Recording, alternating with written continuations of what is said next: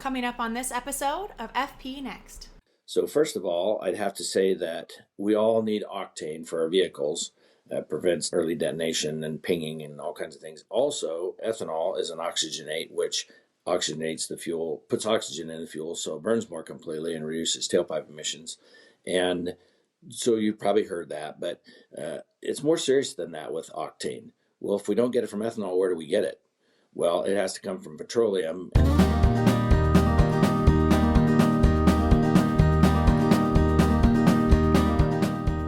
Hello, everyone, and welcome to this deep dive episode of FP Next, powered by John Deere.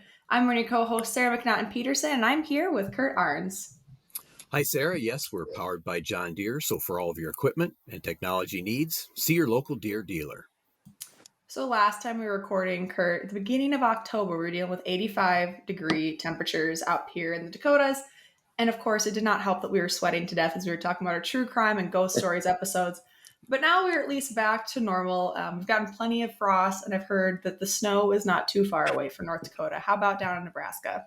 Yeah, it's a little foggy today and cooled off, and so we got away from the 90-degree weather, which I'm really glad about. But it certainly has slowed harvest down in our part of the world. But I think a good share of the soybeans are done, and people are working on corn really hard right now. So, I don't think anyone really wanted a big break, but yet the moisture is probably welcome. Well, with that, we've got a familiar guest joining us today. If any of our listeners caught him in our From the Field episode, sharing what was going on his family farm down there in Nebraska, Kurt.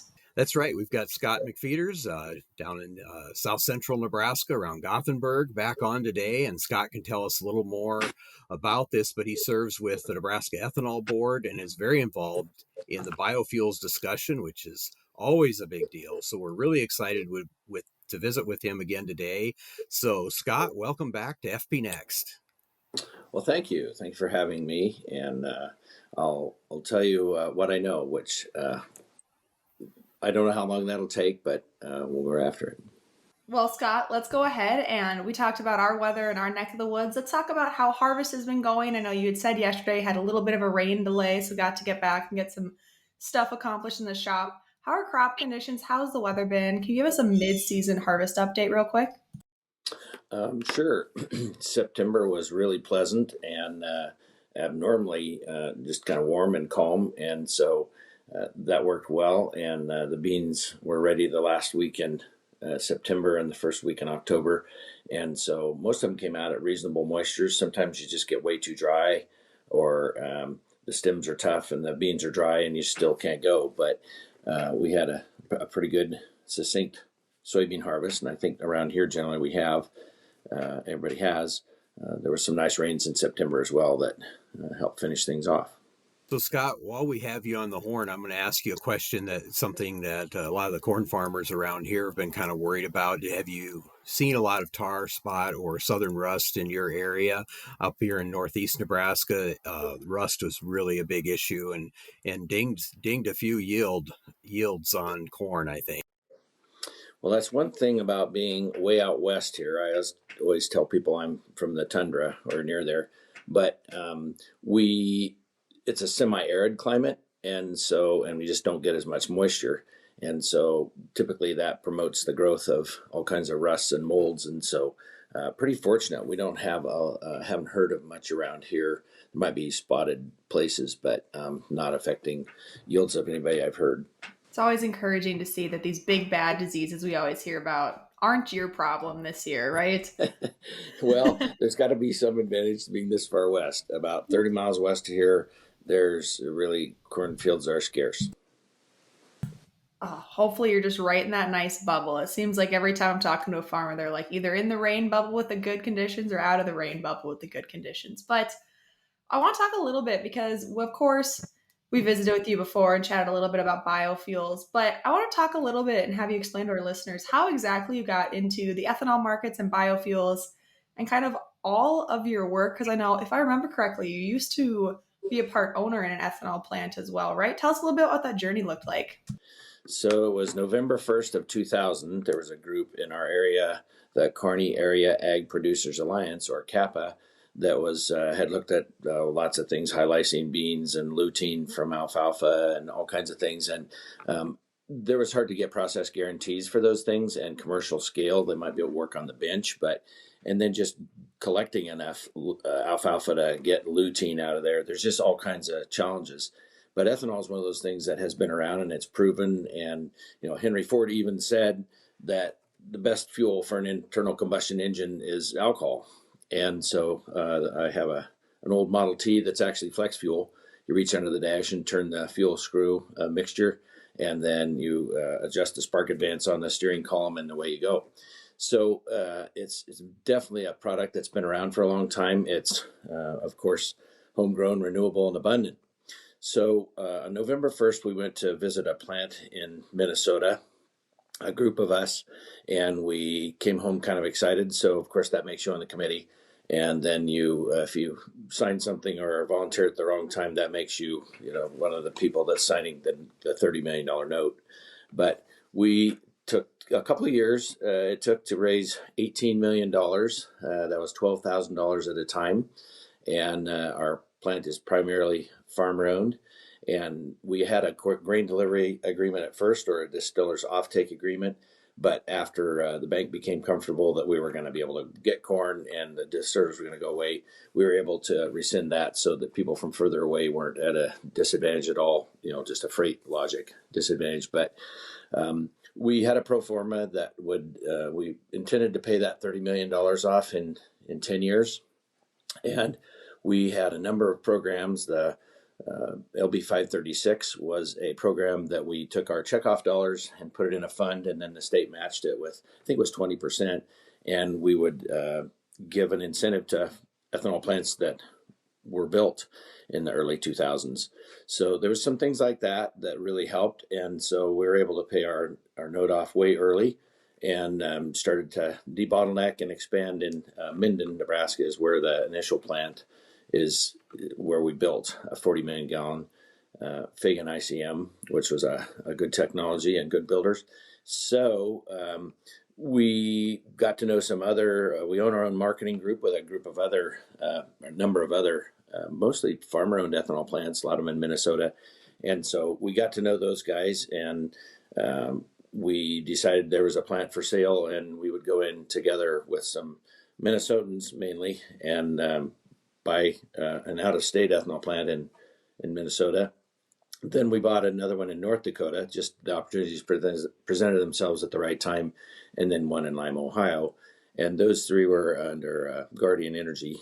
And so we recently, it's been a couple of years, sold our interest in that because we wanted to concentrate there in Nebraska, and we were able to buy a plant in Nebraska, and have recently bought majority ownership in Aurora. So there's a plant at Minden, a plant at Ravenna, and a plant at Aurora. So that's kind of how it started and how it's going right now. And it's a lot of gallons. It's a lot of work, a lot of management. I've been on the board of managers for that entity, Kappa Ethanol, since its inception. And it's just been very gratifying to pass out money to farmers and make money and make a great product that's environmentally friendly and healthy and needed. So, and ethanol is so ingrained in our economy in Nebraska and Iowa and all of these Great Plains states, for instance. It's hard to imagine the days before there were all these ethanol plants, and yet, like you say, really the industry, the boom in the industry is really just over 20 years old. So, I mean, time flies. I mean, it's hard to imagine the days beforehand, wouldn't you say? Sure. Yeah. And I might interject that the Nebraska Ethanol Board is a state agency within the government. And so you're applied to be appointed by the governor. And that started in the early 70s. And one of their first things was to do a demonstration, or really at that case, or that time, it was more of a case of an experiment to put 10% alcohol in gasoline. And that's where that started. And so at this point, the Nebraska Ethanol Board, we've been working on, and I've been appointed to it, and so serve on it. But it is really interesting because we're agnostic as far as technology or where you buy ethanol or where you sell ethanol. We want to promote ethanol at any level we can. So one of the things we've done is applied to the EPA, and Governor Ricketts was huge when he was governor, huge in helping us get approval to do an E30 demonstration. And so we used the state fleet, and we put 30% alcohol in non-flex fuel vehicles. You can put up to 85% in flex fuel vehicles, or anything from 0 to 85 in modern cars, anything since really about 1980. You've been able to use, fuel injected, use E10. And recently, of course, we'll come back to E15 in a minute, but it's been the Nebraska Ethanol Board's mission to get this information out there. There's a report you can have, and a few of the excerpts that this is really interesting. There was different vehicles, and there was match sets, and so we had data recorders, and the University of Nebraska was the overseeing agency or adjudicator. And so of course, the state of Nebraska and the University of Nebraska were both very cooperative. And so we had 25 matched vehicles, and everything from state patrol to the judicial cars. And here's a couple of excerpts. So millions of data points, and all those recorders, and monitored everything about the vehicles. But for vehicles 2003 through 2019, the average fuel economy for vehicles on E30 was 17.08, and compared to 15.81 for vehicles on E10. So there's a 7.5% mileage advantage, which you wonder, well, why is it if E85 is typically less mileage, depending on the engine and compression ratio and everything else, why would E30 be better? And if you talk to any engineer, they'll say, boy, E30 is the sweet spot. That's where you ought to be, or well, E29.5, I think specifically. But anyway, so it's been really gratifying to have this data go out. And there's other states and other countries, actually. And of course, Brazil does lots of ethanol, but they didn't. A couple other bullet points. The vehicles in either group exhibited any coolant temperature exceeding critical thresholds. And here's one that you might chuckle at. It says the increased CT observed that with E30 enhances catalyst performance without inducing thermal overstress. Okay, well, it's a little technical for me, but basically it said that the long-term durability testing of E30 vehicles confirmed that the increased throttle activity did not accelerate actuator wear or induce throttle body fouling, reaffirming the mechanical robustness of current systems under mid-level ethanol operation. And you say, well, why is that so important? What's the big deal? I don't have any place I can buy E30, and so, but you do E15. And it should be, apparent that if you, and most of the major manufacturers have approved E15 for use in their vehicles for years and years. So we can come back to E15 later. But ethanol is a big deal. And of course, in Nebraska, we're second in ethanol production, but we're also first in cattle and feed. And those two are closely related because a third of the kernel comes back as high protein condensed cattle feed that they love. And a third of it is biogenic carbon dioxide, and a third of it is ethanol. There is some oil, maybe 1%, give or take, and that's valuable as well. But the biogenic carbon dioxide, or CO2, is up to this point has been scrubbed and released to the air, and very stringent monitoring of that. And it goes into the next year's corn crop. So it's a great big, really efficient cycle that's renewable and puts everybody to work. So those are some of the things about Nebraska and its ethanol and what we've done in the past and what we're aiming to do in the future. And there is I think you mentioned in one of the questions that you might be interested in about the carbon pipeline, and it was an existing pipeline that could be easily utilized, and it just all worked out. So a few of the plants in Nebraska are sequestering that carbon now instead of releasing it. And that's a benefit because you get a lower CI score, and that makes your ethanol more valuable. And, what it does for the world in general, I'm not a scientist, I can't tell you, but that's the desire of the people who are offering money to get this done. I was okay. We'll do that if you pay us, we'll do it. I'm glad you already touched on the pipelines, because I was going to tee you up. Because of course, up here in the Dakotas, it's a very big I don't want to say drama, but it's a very contentious topic on the pipelines because some farmers are really for them and they're like, yes, put it through my land. And some people are blocking it.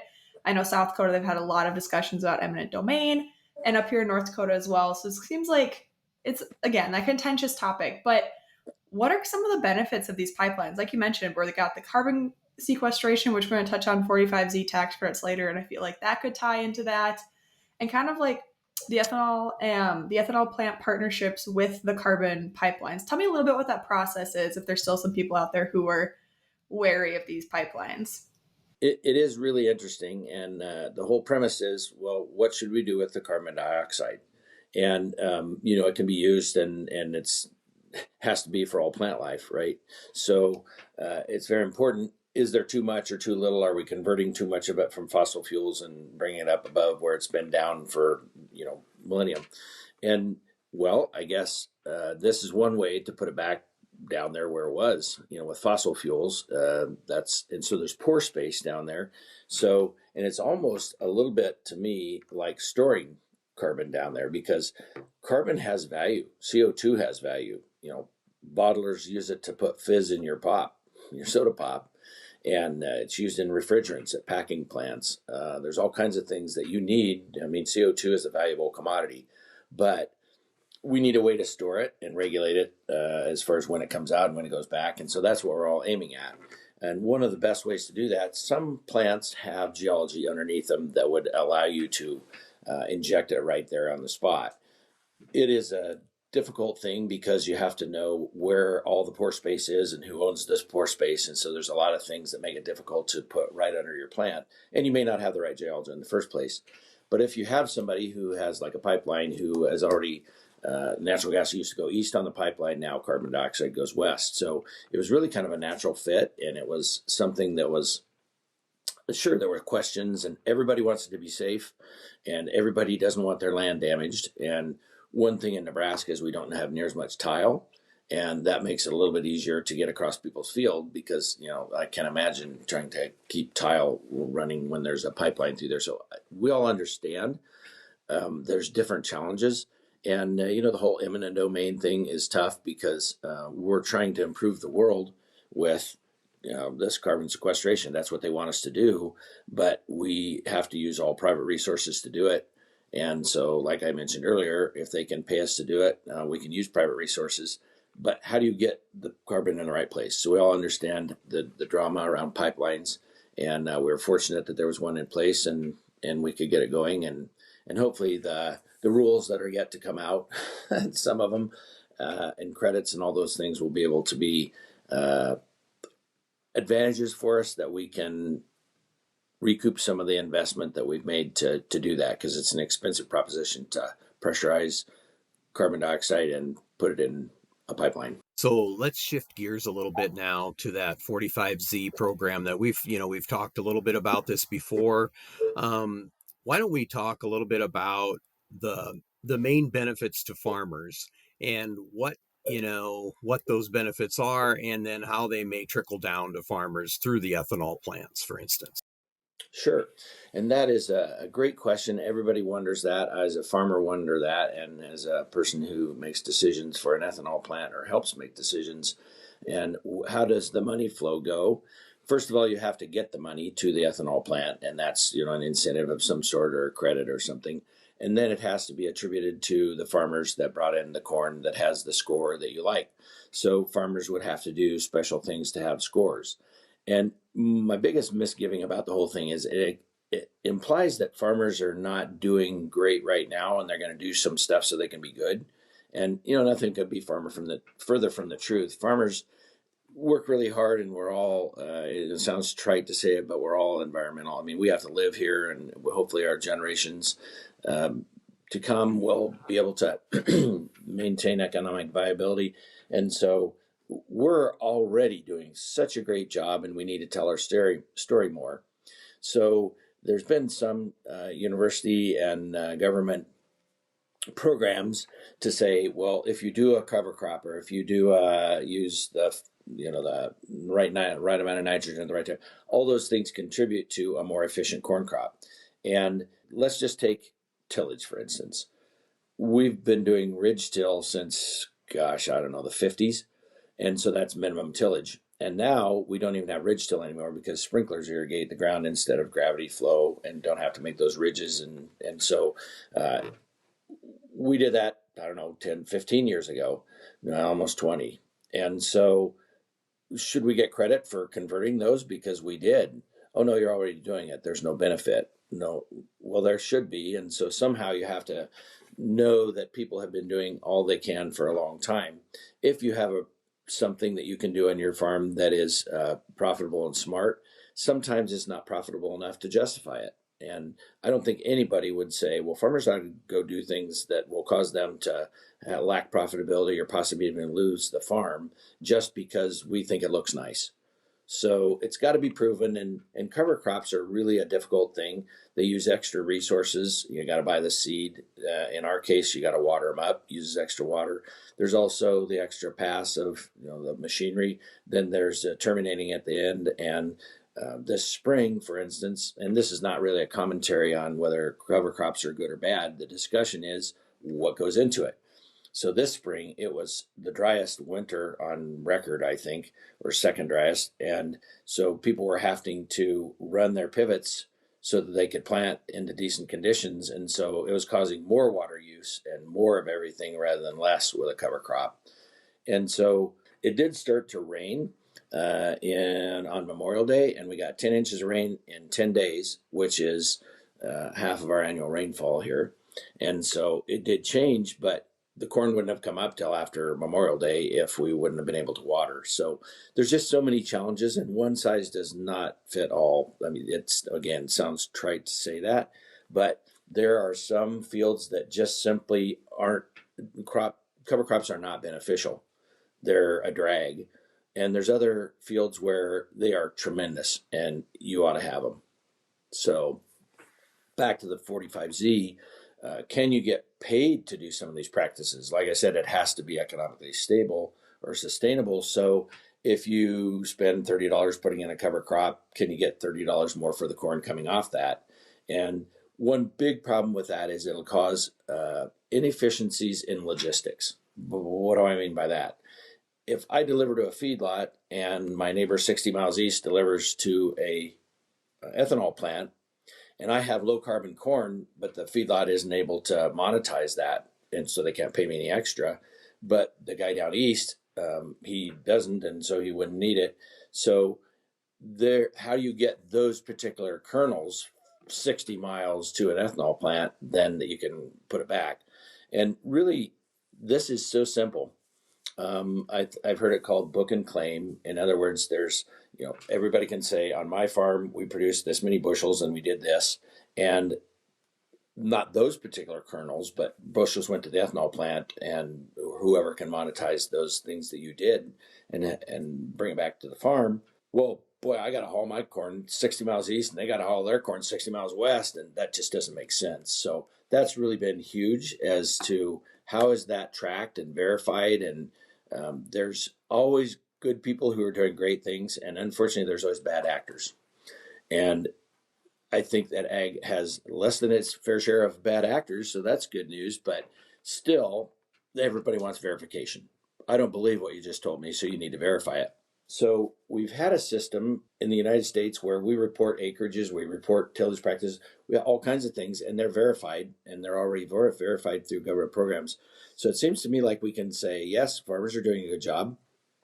80% of them are doing this. And so 80% of the corn is probably this carbon score. And so you can take that to the bank and say, the ethanol made from this is 80%. And then we get those back to the farmers that do the extra practices, because you simply can't do extra things that cost more and not get paid for them.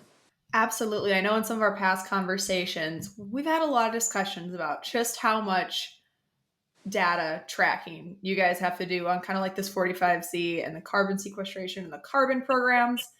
I mean, getting started in those carbon friendly practices and kind of tracking them all, like, do you have any advice for fellow farmers? Well, it certainly wouldn't be expert. I think that we're all veterans, but I think we've been in this farming, but I think we're all more like privates, not generals. And so I'm still learning. And so the things I would say is you have to do what's right for your farm. And if the program will pay you back, you need to do it. And if it doesn't have any economic benefit and it's going to be a hardship on your family, and you're not going to get benefit for it, it seems obvious you just can't keep that up. So, how do we know what's beneficial? Well, we have to know what the rules are. We don't know the rules yet. And people say, well, should I plant a cover crop? Or is it worth anything? And, well, the government shut down. We don't know, or we won't know. And the other hard thing is the market is the boss. So if this particular gallon of ethanol gets to, and we do track those, they've got RIN numbers and everything else, but we know where those gallons go. So if this particular gallon of ethanol ends up in a market that has either incentive somehow tax credits or just simply more dollars because they've charged the consumer more dollars to fulfill what the consumer wants, it's got to make it all the way back to the farm. And let me give you a quick example. So everybody knows that you plant corn in the spring and you harvest corn in the fall, and then you might deliver it all the way up to the next harvest, like empty the bins and empty it. Or you may have to store it if there's not a marketing opportunity. So you could have multiple crop years involved, and of course, multiple operators. I have two sons, and so we have multiple ownerships, and the corn is commingled in bins, and so I can't give them the bushel that we did this and we didn't do that, and from that field to this field. And so there are so many challenges. Once you get it to the market, then by that time, it'll generally be made into ethanol within a few months, but that might be a different fiscal year, which is a different budget for the government, and they aren't doing that anymore. And so and how does the ethanol plant go back and say, okay, the ethanol we finally made from, this book and claim bushel it isn't worth any extra. Do they go back and tell the farmer, no, it's not worth any extra, can't pay anymore? Or do they keep track for 2 or 3 crop years how much somebody should get 3 years ago? I mean, it just doesn't make sense. It can't be done. It's just like everything else, data is king, and then the lag is what really kills you because it Yeah. isn't in real time when the incentives are there, and then you don't know if they'll be there when the time for payment comes. So there's a lot of uncertainty. It's kind of like we just have to wait and see how it all plays out. How much input, and how much of a partnership do farmers and ethanol plants need through these types of processes, so that they can work together to do the best for both, right? Because the ethanol plants need the corn, they need that supply, and the farmers need the ethanol plants for the market. So how much input do farmers have with with the ethanol plants that they're delivering to, for instance? Well, and first of all, I'd like to commend you on making the answer to the question more succinct than I ever have, I think, and that is it's a time lag and you don't know what's going to happen. So that's easy to say. As far as ethanol plants being involved in board of managers, we absolutely want to give all the value we can to everybody who deserves it and everybody who earns it. And that's what makes everything go. But we don't know exactly what that is. And even when we know, I think that's what your question is. So how do farmers say, okay, we have the rules. Now, how do we participate? And, it's kind of difficult because you have to know the rules first. But suffice it to say, if you're doing everything on your farm you can that makes economic sense for you, and try not to do things that are unprofitable. And I know that's difficult because what's a cover crop worth other than the other benefits? Sure, there's other benefits other than just check the box, I planted it, soil tilth or microbial activity. There's a lot of things, and those are hard to quantify. But farmers can keep good records, and most people do.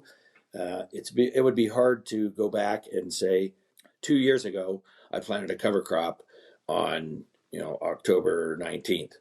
I need to go back and prove that. And so again, as a whole, the whole country and all of our farmers do a great job, and they do all what makes sense. And we need to be able to prove is not the right word. We need to verify that it's been done, but it might not be the actual kernel that goes here and the other kernel goes there. It's the whole tide does well. That is not a good answer to your question. How do farmers first of all, know anything about it? And second of all, how do they take advantage and leverage what they know to make money? To what we're all about. We have to, or we can't stay in business. And we simply don't know the rules yet. But even when we do know the rules, there will be those lags. And so anything you can document, I think you should. Of course, we don't even know what to document at this point. But most farmers have records of, when the nitrogen was applied and how much, and we've become very sophisticated, and there's platforms from manufacturers and all kinds of aftermarket things and apps that you need to know what you've done and be able to verify that. And the ethanol plant will certainly be able to, will need to know how the value is going to get, how does the ethanol plant get the value, and how do we get it distributed? Because I don't know of any business that wants to take money for themselves and not pay the people who are doing the work. Absolutely. And I mean, I think you did sum that up pretty well because there's so much just uncertainty in this entire situation. And like, you're waiting on the government, which is closed, to give you the rules for this program. It's kind of new.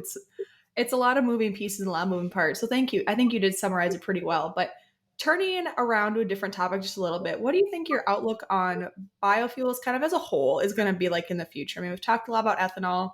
We haven't quite touched on the biodiesel part yet, but I mean, it seems like there's growing interest and a growing market in those biofuel opportunities. Absolutely. And the reason is because it's good news. So, first of all, I'd have to say that we all need octane for our vehicles. That prevents early detonation and pinging and all kinds of things. Also, ethanol is an oxygenate, which oxygenates the fuel, puts oxygen in the fuel, so it burns more completely and reduces tailpipe emissions. And so you've probably heard that, but it's more serious than that with octane. Well, if we don't get it from ethanol, where do we get it? Well, it has to come from petroleum, and they're expensive and they're more scarce, but it comes from terrible things that you would not want to come in contact with, like benzene, xylene, and toluene. And so that's where the octane comes from if it doesn't come from ethanol. So even the oil companies are very interested in making their product more sustainable by using our product, and that is more complete combustion and better reduced tailpipe emissions. So there's all kinds of economic reasons to use ethanol.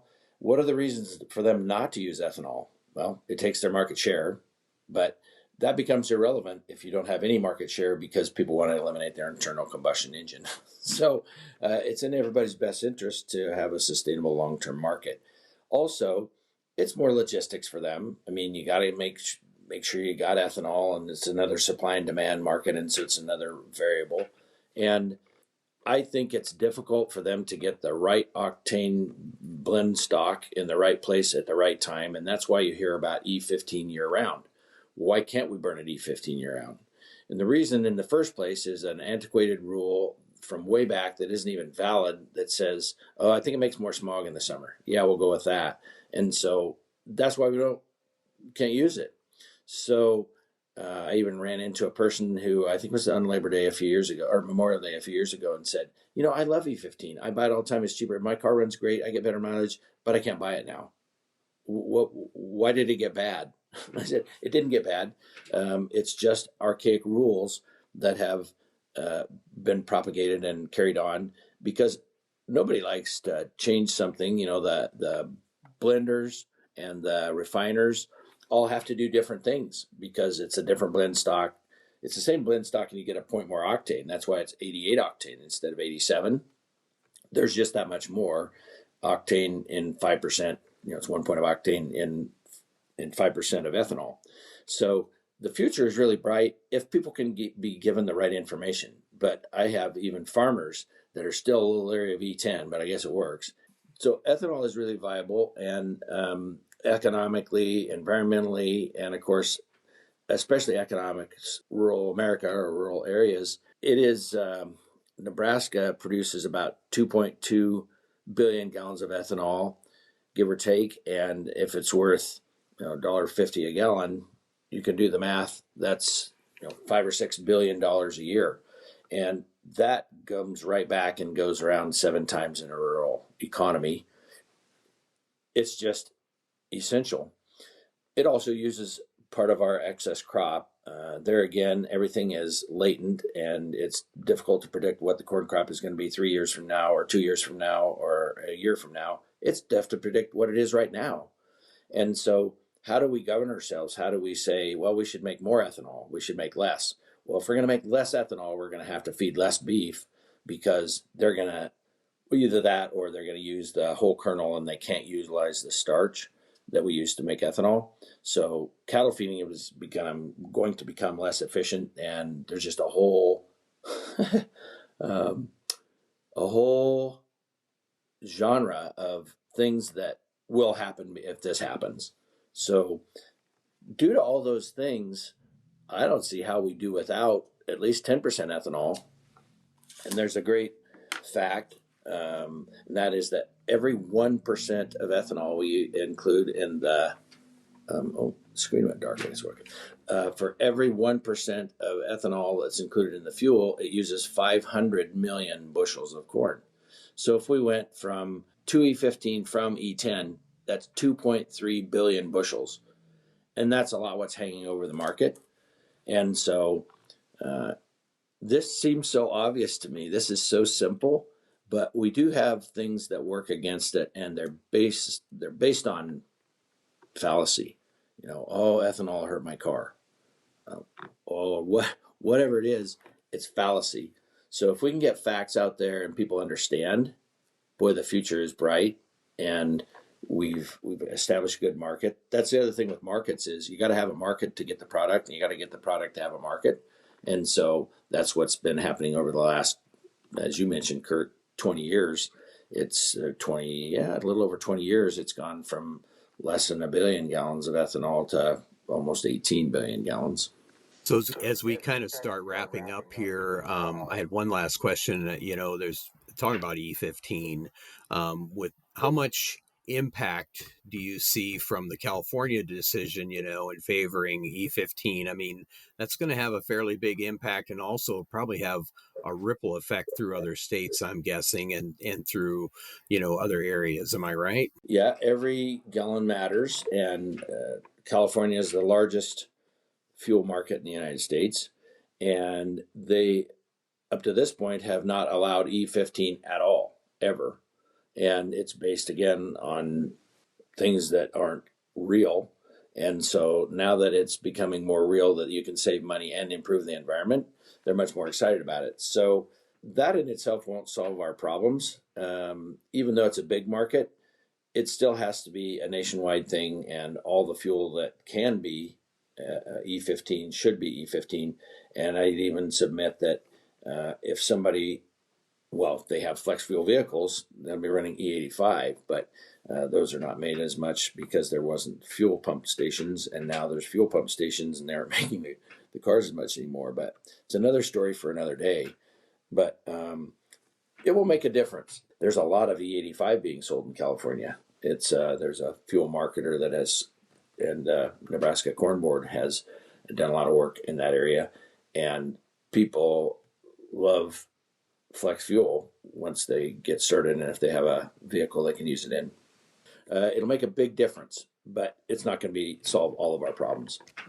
Absolutely. I know I put E30 in my little, I think I got like a 2016 little Ford SUV. I put E15 or E30 in any chance I can, which is not very often because, like you said, Scott, now I can't find the pumps when I'm driving around. But I think we're going to wrap up our deep dive episode of FP next. And Scott, we're going to let you go back to the field. Thank you so much for taking some time out of your harvesting season to join us and talk about biofuels today. Sure. Thanks for having us. And it's a good story. So I'd like to tell it.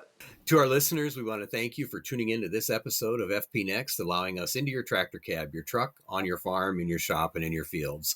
A special thank you goes out to our digital production and marketing team members who put in a lot of work with us. And if you want to be sure not to miss any top stories, sign up for our Farm Progress Text Blasts, which bring the hot stories right to your inbox.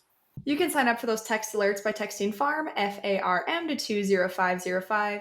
Be sure to follow Farm Progress on social media to stay up to date with ag news and more, and check out the digital edition of your regional publication at farmprogress.com. If you're enjoying the podcast or there's something you really want to hear about in the future, drop us a line at the link in the episode description or leave us a comment on YouTube or social media. We want to bring you the answers you might be looking for. So Kurt and I are an open book. We'd love to hear from more of our listeners what's going on at your farm, maybe some issues you're having. We want to help you find the experts to solve your problems. And with that, Kurt, our next episode, we'll be talking turkeys with another familiar guest as the holiday season is looming closer. Yeah, we're excited to talk with Kevin Schultz, who is the editor of The Farmer in Minnesota. Normally, we talk with Kevin about hogs since he does our hog outlook for all across our Farm Progress brands. But we're going to be talking turkey with Kevin about the Minnesota turkey industry and all that goes into making our holiday meals. So everyone mark your calendars for that episode. Absolutely. And of course, in the episode description, you can find links we talked about. We'll link that earlier episode with Scott from our From the Field episode. And you could follow along with FP Next by listening and subscribing on your favorite podcast platform or YouTube or online. And Sarah always says, be sure to rate us 5 stars or nothing. Absolutely. And remember, if it's agriculture, your friends at Farm Progress have you covered. Here's wishing you high yields and good weather, especially to Scott. And we'll see you next time.